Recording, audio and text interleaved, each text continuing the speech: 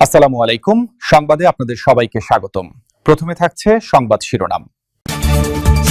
প্রথমেই জানিয়ে দিব, পাকিস্তানে ব্যর্থ আলোচনার পর ইরানকে যে বার্তা দিল রাশিয়া। এরপরেই জানিয়ে দিব, তবে কি ইরানের বন্দরগুলোর নিয়ন্ত্রণ এবার ট্রাম্পের হাতে?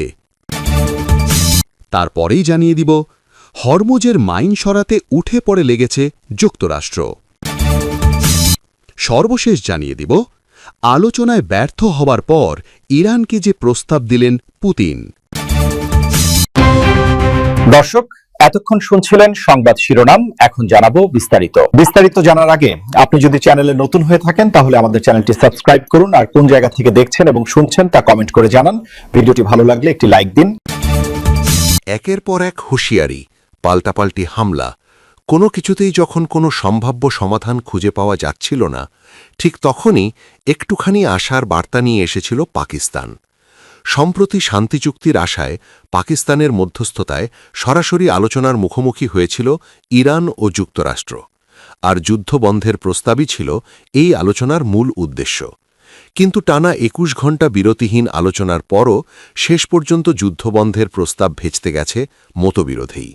কিন্তু এরই মধ্যে নিজেদের অবস্থান স্পষ্ট করে কি জানালো রাশিয়া, তা নিয়ে রয়েছে কৌতূহল। আলোচনা ব্যর্থ হওয়ার প্রেক্ষাপটে ইরানের প্রেসিডেন্ট মাসুদ পেজকিয়ানের সঙ্গে টেলিফোনে কথা বলেন রুশ প্রেসিডেন্ট ভ্লাদিমির পুতিন। রুশ বার্তা সংস্থা ইন্টারফেক্সের বরাতে জানা গেছে, এই সময় পুতিন মধ্যপ্রাচ্যের শান্তি প্রতিষ্ঠায় রাশিয়ার পক্ষ থেকে সর্বাত্মক সহযোগিতা অব্যাহত রাখার অঙ্গীকার করেছেন।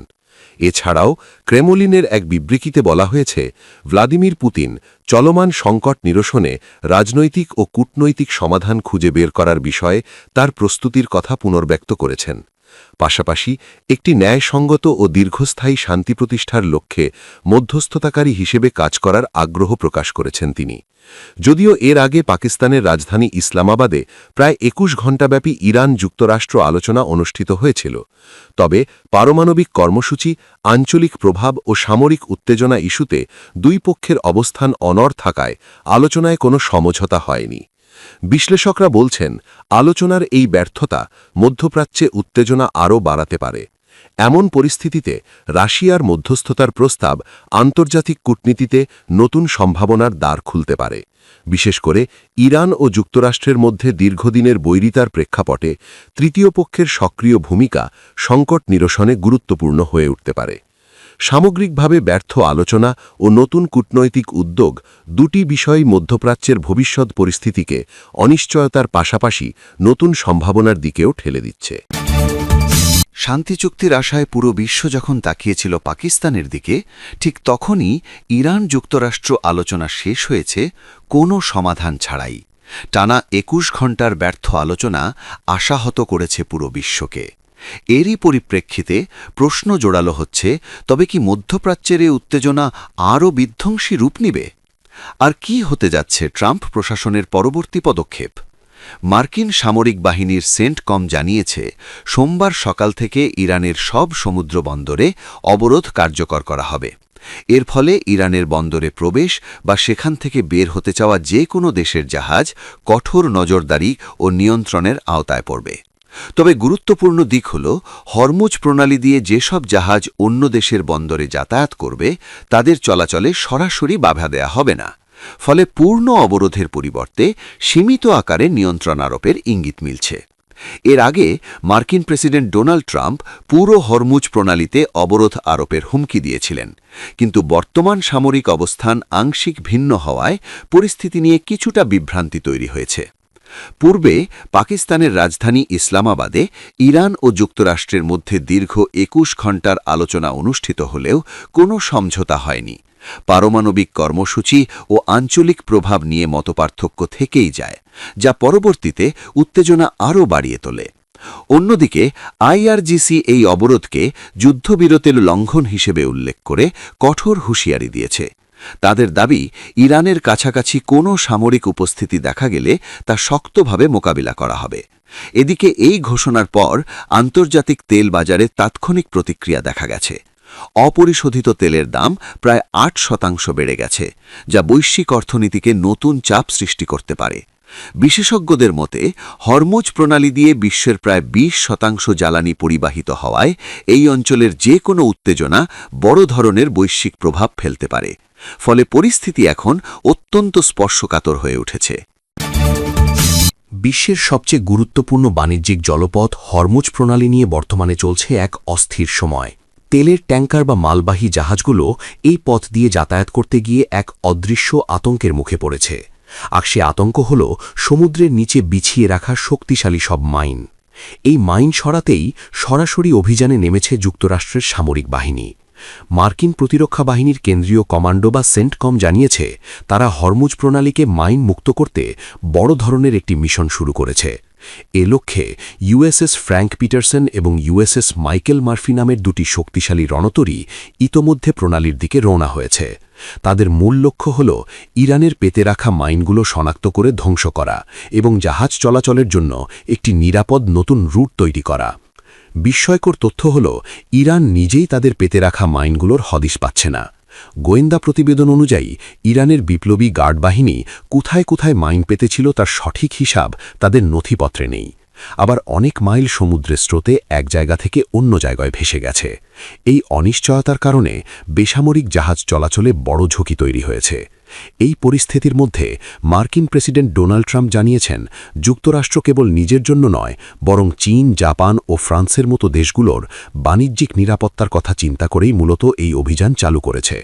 তিনি দাবি করেছেন মাইন স্থাপনকারী ইরানি নৌযানগুলোর বড় একটি অংশ এরই মধ্যে ধ্বংস হয়ে গেছে। এখন পানির তলদেশ পরিষ্কার করাটাই সবচেয়ে বড় চ্যালেঞ্জ। বর্তমানে পাকিস্তানে ইরান ও যুক্তরাষ্ট্রের মধ্যে শান্তি আলোচনা চললেও হরমুজ প্রণালী উন্মুক্ত করা নিয়ে বড় ধরনের আইনি ও প্রযুক্তিগত জটিলতা দেখা দিয়েছে।